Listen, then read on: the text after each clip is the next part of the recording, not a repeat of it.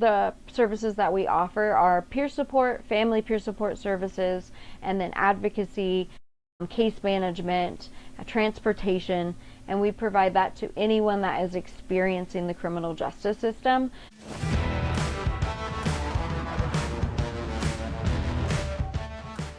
Hello and welcome back to the Ignition Path podcast. I'm your host Kyle Goodknight.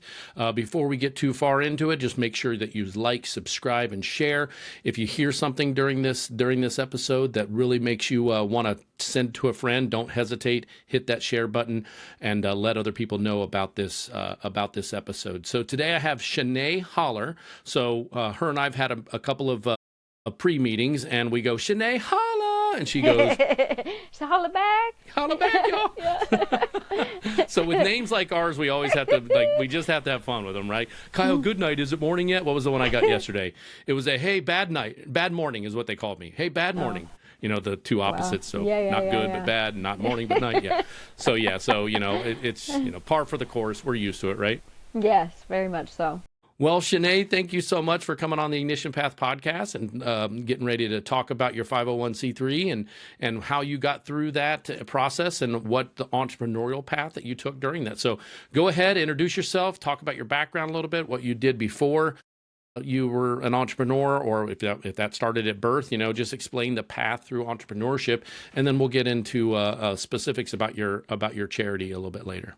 Okay, sounds good. So my name is Shanae, and I kind of have always been in the entrepreneurial kind of area. I was in the salon industry and was an esthetician, and then after that, and so I had an LLC with that, and then after that, I started a jewelry business that I did resin art and made jewelry, and kind of did both at the same time, but had some things happen, and I started diving into the nonprofit aspect of things because I started helping individuals that were experiencing something that I had gone through, and I just it was a whole different world, the nonprofit world. So that's been a really eye-opening process for sure, compared to the LLC or the sole proprietorship, anything like that. So it's been a little bit. Yeah, and I'm an LLC personally. Goodknight Voiceovers is a LLC, and then I've got a doing business as GPS podcasting services. So I've got two LLCs, if you will. But yeah, so I don't know much about the nonprofit world. I wanted to get to know more. I want to know if there's possibly somewhere down the line where I could make a nonprofit for my first responder mental health stuff. That would be a cool way to be able to provide it for free once you got funding and whatnot. So tell us a little bit more about your 501c3 and what it is and what it does and how it ties into your entrepreneur background. Yeah, no, for sure. The process was really complicated, actually. I wish that I had someone to kind of navigate through that. I ended up hiring an attorney. I ended up, just because of some of the stuff, especially filing the paperwork with the 501c3 accreditation, I just wanted to make sure that I wasn't doing anything wrong. So I found an amazing agency or law firm that specializes in nonprofit. And so they helped tremendously, because at first I just didn't know how to really set up everything. What's the process? What do I go through first? Which paperwork, business aspects, do I become incorporated? Do I do this? And so it was the navigation that they helped tremendously through that process. And then we became 501c3 accredited this February. And when did you start that process? So I started it, I really didn't I was doing all of the kind of volunteer aspect of things and all the work, but not getting paid for it like a nonprofit does. But I wasn't actually looking into the paperwork until a lot of people were advising me when I started the nonprofit and just kind of helping the incarcerated individuals through, I was oh, maybe this should be a business, and that's when I started being oh, it's a nonprofit, I guess, essentially. And And then a couple people kind of navigated me and was like, oh, you should look into this. And I started asking other organizations like what they did or suggested. And some people, it was just really overwhelming for them. And so that's why like I ended up just doing the attorney angle, you know, because it was just, I didn't want to mess up anything, especially with it being a nonprofit and with you know, dealing with a lot of these different clients. I just didn't want to mess anything up or do anything that, and especially because I have dealt with the criminal justice system, I don't want to do anything illegal. Right, yeah. I don't want to do anything. Make sure your that's I's are dotted and T's are crossed. Yeah, exactly. I have people that I have not made super happy, so I just always keep my ducks in a row, make sure everything is, you know, dotted, signed, good. So. And it provides a layer of protection to you personally too, doesn't it? Yeah. It does. More so than an LLC, I guess. Correct. The LLC is such an easy process. Well, I did mine online and had my number that same night.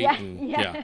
I was like, sweet, $100, done, got a company. Yeah. No, exactly. And then you get that, and then you're all set up, you know, and then you just pay on it and keep that consistent. But with the nonprofit, there's so many different angles. Well, you have to have a board. Exactly, the board. Now, are you on the board as well, or correct. Are you okay? So you can be a board member, but you can't be like the president of the board since you were the one that initiated it, right? Like, so there's different states have different laws. Oh, okay, that makes sense. Every state has a different law, so you just have to look into. And that's why it was better to have an attorney as well. Right. They could know. Suggest. Well, I thought I also heard that like you can open a nonprofit in a different state even though you dwell in another state. Correct. That the nonprofit is built in Nevada per se, but I'm in Ohio. Yep. So you can do that too. Yes. Yeah, there's so many different things, but I learned a lot because certain states you can be the executive director and the president. Oh, and okay. So it's just Get a lawyer, or get a firm that specializes in it. That's the common theme, yeah. Yeah, it's just because then they can advise you to the correct roles and responsibilities for everyone too. You know, and just making sure that you are doing everything that isn't going to harm anything in the process, especially because obviously it's going to be your baby. Like you want it to be, you know, something that's going to be good at the end of the day. Right. So. Well, and you know, podcasting, as much as I've been podcasting, I have 2 podcasts on my own, and I help 7 others do their podcasts. So it's one of those things where I never knew that podcasting would get me into wanting to know more about 501c3s and nonprofits, but there's quite a bit out there, and it's actually a fairly smart way to run a business if there's a certain population that can't really pay for the services that you provide. So talk a little bit about what you provide inside of your 501c3 what is the specialty that you do to help a client that comes into the Okay, yeah. So all of our services are free. So, and what the services that we offer are peer support, family peer support services, and then advocacy, case management, transportation, and we provide that to anyone that is experiencing the criminal justice system. So whether you're incarcerated, whether you're the family member, whether you are, whether you just got a ticket and you don't know what to go through, just anything the justice related that you are experiencing, we help navigate. Housing we help with too, but that's, extension of case management, but just help set them up for success through the process. Wow, that's cool. I just met somebody yesterday, the day before, that has a nonprofit. Actually, I think I had a call with her yesterday, and she's going to come on my podcast Friday, and she's a nonprofit, and what she does is she gets vehicles for single mothers. So I need to hook you guys up. I need to introduce you. Because we need that for a lot. her name is really awesome. Right here on my calendar, Cindy. Well, I won't. Yeah, I'll. Okay. Yeah. No, I got to make sure. I guarantee you, I shouldn't say guarantee you. I am sure that she'll want people to know her name, but. No, but I would love to have that because that would be really great. I'll hook you guys up, and that's another reason why I podcast. I would have, I would have never been able to put these two together unless I met you a week or two ago, and I met her yesterday. Yeah. And you're both nonprofits, and nonprofits need other nonprofits sometimes to be inside of them. And there's or to be within the, the network of them, so they can like, oh, you know what? We really need to help you get a car so you can get to your job. And we've helped you get your job and helped give you a house. But man, we can't afford the car now. But wait a second, there's a car person I know that we can go through their service. So resources are the best. And like we always, we address them as community partners. Anyone that's going to help our individuals through the process is the best extension. So any resource, we're like, please, I snatch that up and add that to our list, because it takes a village. It takes, a whole village to help some of these, some of these individuals. And what is the name of your nonprofit again? I don't know if we said Justice by Objectives. Yeah. Justice by Objectives is the name of your nonprofit. Fantastic. And all those links for that will be in the notes and stuff, where people can go to your website and read all about it and maybe even donate, right? Yeah. Always open for donations, great. Right? Yeah, because that supports you. Now, when it comes to the business side of a nonprofit, people get paid for their services inside of it. Talk a little bit about that. Like how do, because I've always felt, before I've learned about nonprofits, there has been some people that have said that nonprofits are there to kind of hide money or to pay the wrong. Like, talk a little bit about that and debunk that for anybody listening that says that nonprofits are just there to line the pockets of the people that are running it. So, of course, I save lives for a living. I'm a paramedic. I get paid to do that. I don't get paid extra. Somebody doesn't pay me more to save their life compared to someone else. But it's just one of those things where I'm a firm believer that, my business, my voiceover business, my podcasting business, I provide a service that is top notch, and I get paid for my services. And when I don't get paid for my services, it's not as top notch because there's just not as much. You may push it off. It's not as upfront. So talk a little bit about when it comes to, having an income from a 501c3 that you set up and how that works, and what did they explain to you? Did you have any questions about that when you first started it, or any what's the word I'm looking for? Not regrets, any reservations of having that be a part of your income? So it really all depends on the grant. So we're grant funded. We get donations as well, but really like the most money that we get is from grants. And so typically how we employ an individual or do anything within that money is from whatever's implicated inside of the grant. So we can't, because we have to extend it all out to that foundation after a lot of the times, and it has to be itemized in every single detail of what we're using. So there is like checks and balances that you report to back to the IRS every year. Correct. Okay, quarterly, what have you? What is it? Quarterly or? So we just started. We just became 501c3 accredited. We don't have to do a 990 until this January. So this January we will, and then after that, yes, quarterly. Yeah, awesome. Yeah. So tell us a story about someone that was, that truly benefited from your service, that may have been, don't say name. I don't know how HIPAA. I'm involved with HIPAA with medical stuff, so I can tell generalities like, oh, we had a 22-year-old male who overdosed, but I can't say anything more than that. You know what I mean? I can't say where it was, who he was. Sometimes I can't even say if it's a male or female. But it's one of those things where I can use it for training purposes if it's going to better my profession and my my coworkers. But I can't come home and be like, hey, listen to this, and tell the whole story and give names and specifics. It's all the HIPAA stuff. So are you bound by some sort of HIPAA thing when it comes, or some form of HIPAA when it comes to being able to tell a story about someone inside of your service that could demonstrate exactly what, how valuable it is to have this kind of service out there for that individual? We just we can't discuss names. And so we also have all of our clients sign usually some, confidentiality agreements, and just like saying like we might discuss certain things like on our website, or we might have this if you're okay with it, sign this document, and just making sure that they're okay with everything. So yeah, that's how, just because we are not technically like HIPAA because we're not medical professionals. Gotcha. But there's still like a moral code. 100%. Yeah. Okay. 100%. Gotcha.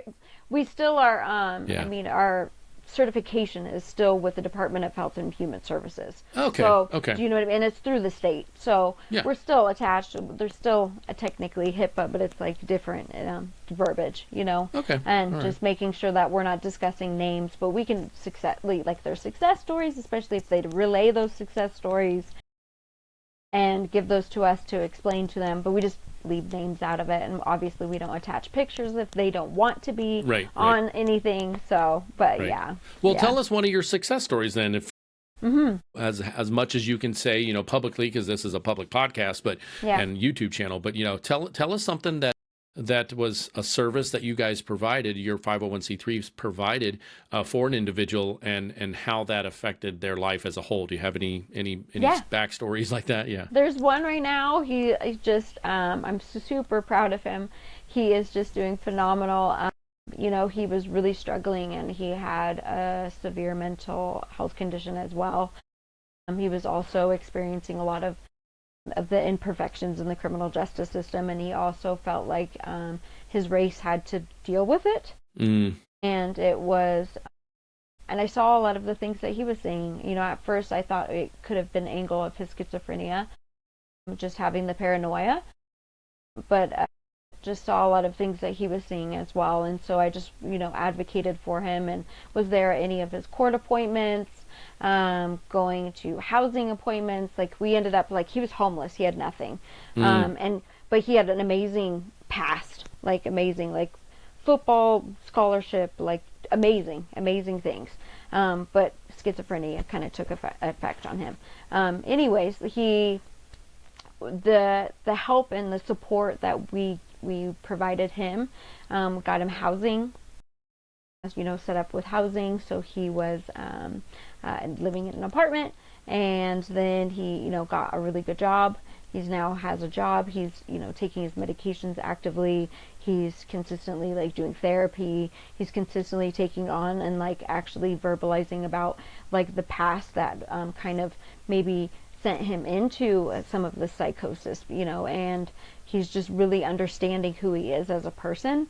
And it's just really cool to see, because he's, like, so proud of himself. Like, he's like, because he went from being part-time, and now he's like, guess what, and calling, you know, and, you know, I have full-time, you know, and it's just really cool to see now, like, he has a life, he has a purpose.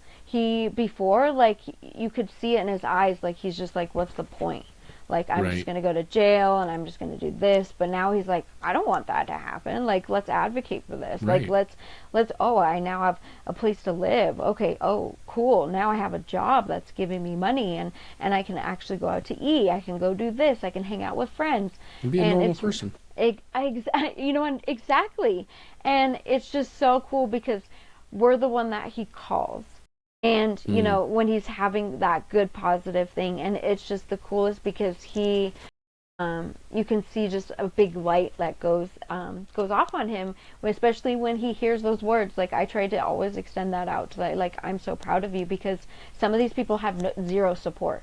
They don't have a mom or dad that they're talking to. They don't have a brother, sister. They don't have anything. So you need to give them that. They don't have that, you know, unit. Yeah. Nope.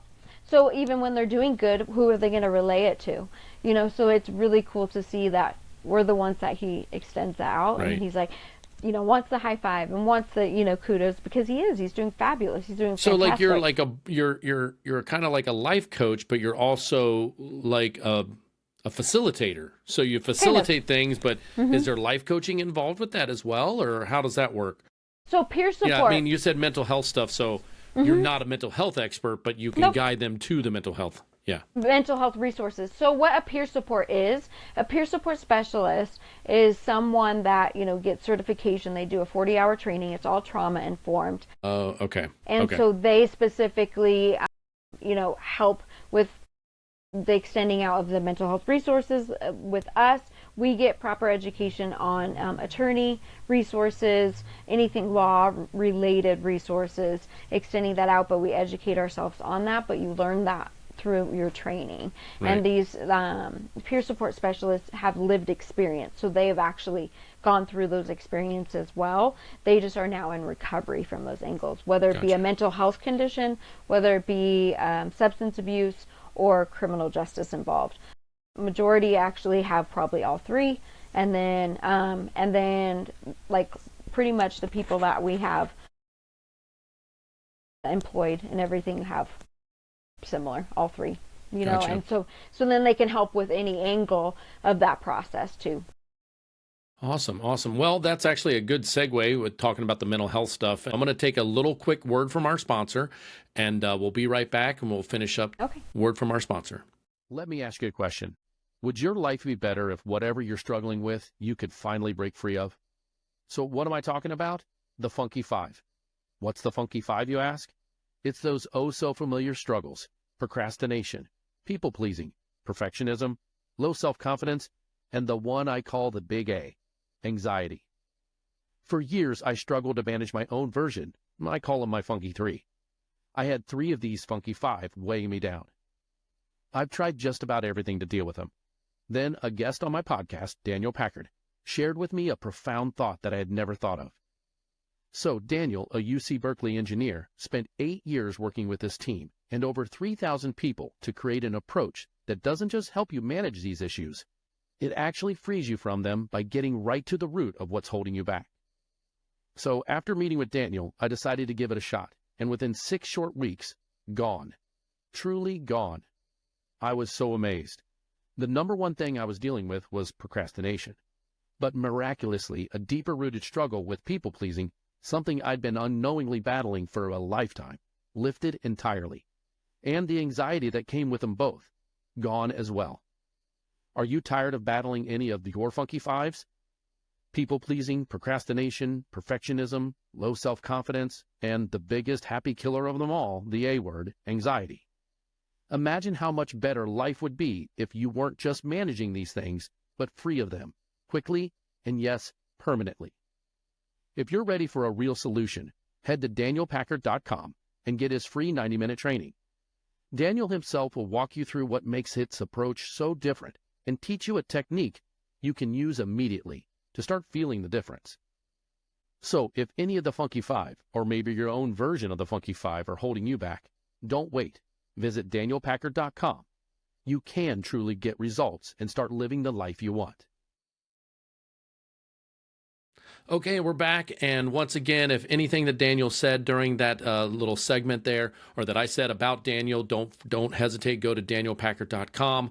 Find out what Funky Five that you'd like to deal with. I know that I personally went through his system, and he helped me tremendously. I found out I had 3 of the Funkies, right? And 2 of them led to the anxiety that I started feeling, and I was not prepared to deal with them and know how to deal with them. And his system was incredible. So danielpackard.com, support our sponsors. They help keep this going, because everything is a time and effort. And like we were talking earlier with Shanae here, that we do get funded certain ways, and one of them is sponsorship for me, for you. It's donations and grants. And someday, maybe, hopefully, with my mental health for first responders, I run a podcast on that.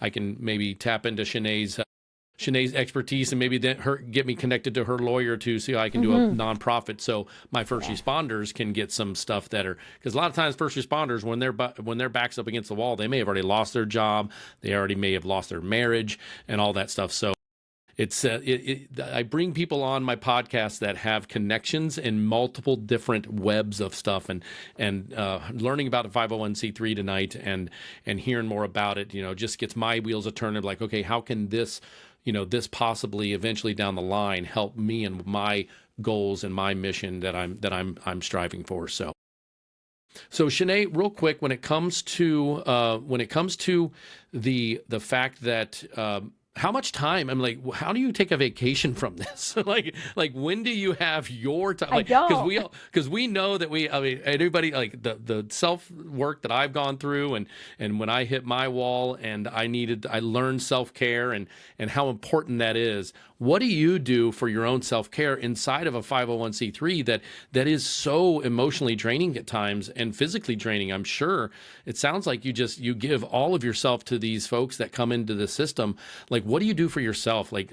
Talk me through a little bit about how you do your own self-care. I know you're pretty new. February, we're looking at end of November now, so you're still in probably that honeymoon phase. But what do you do for your self-care to make sure that you are still sharp? So I love yoga. I love music. Music helps me so much. If I put on a good song, I can kind of tune out. I used to run a lot, but running really helped get my mind kind of cleared and focused. And I've been doing kind of different classes, like going to sound bowl classes. What was it? Have been sound bowl, like the sound bowl class. Oh, the so the sound it's bath. your birthday. When they're doing a sound it's bath. Your birthday. And then that guy? No, no. No. Oh, I thought you meant the sound bowl. Oh, the yeah. That. Oh, I thought you meant like the guy that plays the happy birthday song on the little metal thing. It's your birthday. Your happy birthday. Have you seen that guy? That guy's amazing.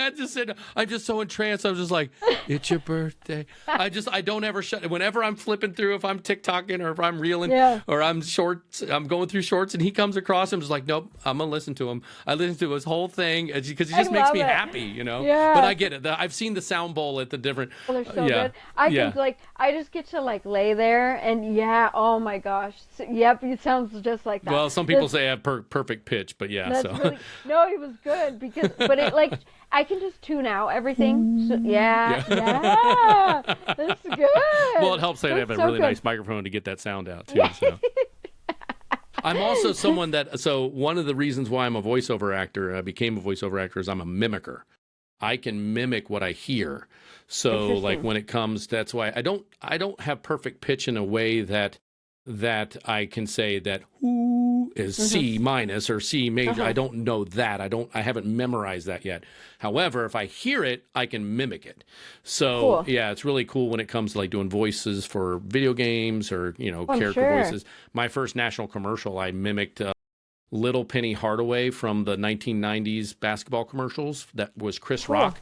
So white guy from Ohio mimicking Chris Rock for a commercial for Yahoo, and I got the job. I'm like, whatever. But that's pretty cool. Yeah, so it's fun. I love being a voiceover actor and getting some of those fun characters and fun jobs. But yeah, so yeah, totally. Back to the bowl thing. But yeah, what about oh my gosh, what? I used to do the harmony balls. Have you ever heard of those? They're metal. And they go metal balls. Yeah, and they go. Those are pretty cool. I used to keep them at my bedside, and I'd sit there. And I'd sit there and I'd go to sleep because they're so melodic, and they had a melody to them. And you could buy different tones and different things. Yep. And it was so incredible. I used to do that all the time. Plus, it helped with dexterity. So, so it's very similar to that, with the harmony. I've wanted to get one of those harmony bowls. I go to the beach every year. And one of the stores my daughter loves to go into, we call it the hippie store. And it smells like incense when you walk in, and it's got all these crystals, and I'm like, yeah, this is cool. And every time on one of their shelves they have these bowls with the little with the thing. Yeah. And I'll play with it, and I'm like, man, I should get one of these. They're pretty soothing, you know what I mean? Yeah. Like it's really cool, but I just do a lot of that. I'm like, and I like to read. I like to study a lot of stuff. I'm actually back in school right now, so that's actually cool. Yeah, so that's. Well, we're always learning. Yeah. Another key thing for anybody that's in business and entrepreneurs is to be an entrepreneur, you have to be a constant learner. I'm back into a sales learning program that I've gone through plenty. I've gone through a couple even, but like about every 2 years I'll find a different system and I'll be like, $50. Okay, I'll listen to what they have to say. And so I'll get it. And every time I do one, I get another little nugget of information that I can pass on to my own coaching, you know what I mean? And through my own, my own business. So yeah. Well, fantastic. Yeah, it's fun. Real quick, tell us how to find you. Tell us how to find your charity if anybody wants to donate. A little bit more maybe about like the type of people that like to donate or have donated in the past, and what I know you mentioned the name of it, but specifically if someone has a soft spot for for supporting that, what would you tell someone to what your 501c3 supports and whatnot? So. Okay, thank you. So we are Justice by Objectives, and if anyone needs any help, any assistance through the criminal justice process, you can give us a call at 435-565-5229, or our website is justice-by-objectives.org. And then we've had grants and like different opportunities from Larry H. Miller. He gave us a wonderful grant. Then also, Walmart has. We've had also a couple other smaller attorneys have extended out donations. A couple from Idaho, a couple different organizations, and those are kind of the people that have kind of reached out and helped us in this process. Well, and I've got somebody else I'm going to connect you with, the car gal, but also one of my previous podcasts, I had someone on that was falsely imprisoned for 16 years, 17 years, and he's a 501c3 now, and he's a lawyer. So I'm going to connect you. And I may have actually sent you something maybe early on. I think you did. Yeah, I think you might have. So I gotta extend out to him. I gotta. Yeah, because he's a great guest, or just a good guy to talk to and whatnot to see where you could maybe possibly have some synergy, because that's his big thing. And I thought I saw on his Facebook page in the last month or so, they found he was able to utilize his services and got somebody that was falsely accused and got him free. So. That's incredible. Yeah. That's so incredible. Our system, I definitely, I believe wholly in our system when it comes to the people that are convicted, to make sure that they, pay their debt and whatnot. But when you're falsely, and there's DNA or all that stuff, that's just as justified as the people that actually were guilty. And it's just as important to make sure that we get it right, and unfortunately now with technology, we can maybe go back, like this gentleman was actually found not guilty after DNA stuff came about, and he was, but he lost 16 years of his life, Mm-hmm. and he went in as a 16-year-old. He was coerced. Yeah, it's a great story. He almost had me in tears talking about how, just an incredible story, and super easy guy to talk to, a super nice guy. I can't remember I think he's in Jersey area, but yeah. Okay. I'll definitely reach out. So get connected with him. I know we've talked about a couple, but like I said, when you meet as many people as I do when I'm podcasting, it's like, man, this person's perfect to talk to this person, and I don't know where it's going to go from there, but I got to get introduced. So. No, I love it. All right, Channae, holla back. Thank you so much for coming on the Ignition Path podcast. I hope it was fun for you. It was for me to get to know you a little bit better and hear about what wonderful things you're doing for the people that need the services so bad. And, just keep up the good work, and take that self-care. Like I said, I've gone through my own non-self-care years. And now that I know what self-care is, I've definitely in a much better place. So don't forget about that for your, I know you can probably give so much of yourself inside of this system. But thanks so much for coming on the Ignition Path podcast and explaining your 501c3 and explaining your path through that and the entrepreneurial aspect of it. And anything else you'd like to say to our listeners? Yeah, just thank you. Thank you for having me on here. It was so much fun. I just love chit-chatting. You have a lot of knowledge yourself, and I just appreciate it. And if anyone, even if you're not in the state, so we're in the state of Utah, if anyone needs help or assistance or resources to help navigate peer support, in other states, we are more than happy to help as well. Okay, that's actually a great thing to cover, is that you do help other people from different states. Mm-hmm, we do. So we've been getting a lot from Alabama and different places, actually. So, Interesting. Yeah. All right. Yeah. All right, Shanae, thank you so much for coming on the Ignition Path podcast. Don't forget to like, subscribe, and share. And if anything that you heard during this podcast, whether it came out of my mouth or her mouth, that resonates with you and someone else needs to hear it, don't forget to hit that little share button. It's a really easy one on your phone or on your computer. Just push that off and share it with them. So thanks a lot, and talk to you later. Thank you for listening to Ignition Path, fueling the entrepreneurial fire.